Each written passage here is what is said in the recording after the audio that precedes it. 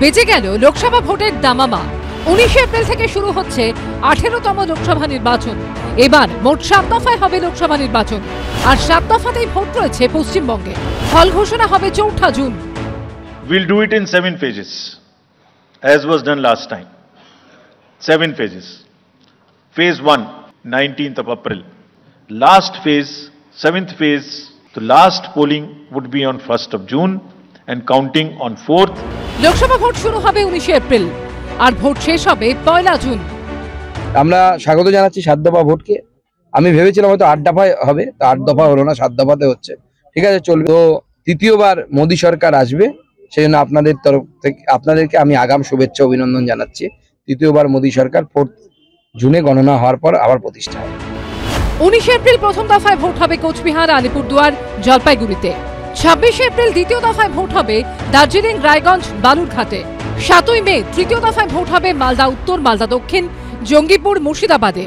চতুর্থ দফায় 13ই মে ভোট হবে বহরমপুর, কৃষ্ণনগর, রানাঘাট, বর্ধমান পূর্ব, বর্ধমান দুর্গাপুর, আসানসোল, বোলপুর, বীরভূমে।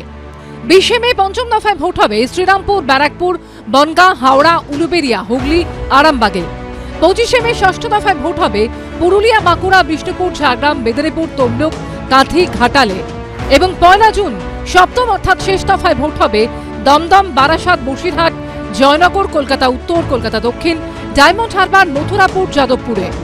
তৃণমূল কংগ্রেস ক্ষমতাসীন হওয়ার পরে এই রাজ্যের নির্বাচনকে যেভাবে প্রহসনে পরিণত করা হয়েছে, পঞ্চায়েত এবং পৌরসভার নির্বাচনকে যেভাবে রক্তাক্ত করা হয়েছে, মানুষের গণতান্ত্রিক অধিকার লুট করা হয়েছে, এই সমস্ত কিছু যেন বন্ধ হয়, নির্বাচন কমিশন যেন সেটা নিশ্চিত করেন।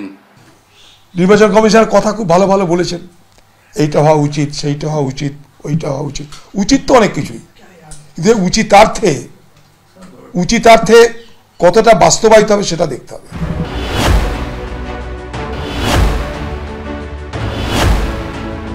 উত্তরপ্রদেশ তো আমাদের চেয়ে তার জনসংখ্যা দ্বিগুণ, তাহলে 14 দফায় নির্বাচন হওয়া উচিত ছিল, সেটা তো হয়নি। সুতরাং ব্যাপার হচ্ছে ওইটাই, একটা লোক দেখানো কিছু থাকে, তাই লোক দেখাবার জন্য দুটো বিজেপি শাসিত রাজ্যকে সঙ্গে যুক্ত করেছি। কিন্তু আসল ব্যাপার হচ্ছে, দেখুন এক একটা ফেজে 5টা 6টা করে আসন আছে, আর এখানে 3টে রাজ্যকে এক জায়গায় করে দিয়েছে। কেন? কারণ হচ্ছে একটু লোক দেখাতে হবে, যে বলতে হবে যে দুটো বিজেপি শাসিত রাজ্য এর সঙ্গে আছে। লোকসভা ভোটের সঙ্গেই দেশজুড়ে 26টি বিধানসভা কেন্দ্রে উপনির্বাচন হবে। এর মধ্যে রয়েছে এ রাজ্যের বরানগর এবং ভগবানগোলা।